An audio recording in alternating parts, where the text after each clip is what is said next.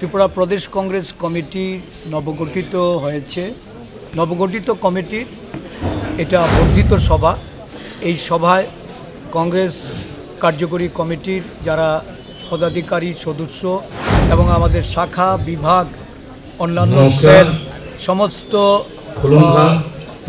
বর্ধিত সভায় সমস্ত পদাধিকারীদের নিয়ে আজকে এই সভা অনুষ্ঠিত হচ্ছে।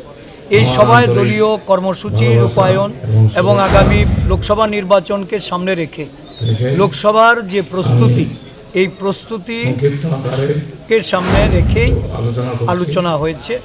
এই সভায় যারা উপস্থিত হয়েছেন বিভিন্ন নেতৃবৃন্দ তাদের বক্তব্যের মাধ্যমে দলকে শক্তিশালী করার জন্য, দলের সমন্বয় গড়ে তোলার লক্ষ্যে এবং শৃঙ্খলাবদ্ধ একটা রেজিমেন্টেড ফোর্স হিসাবে এই রাজ্যে কংগ্রেস দল যেন আত্মপ্রকাশ করতে পারে সেই লক্ষ্যে কাজ করার অঙ্গীকার।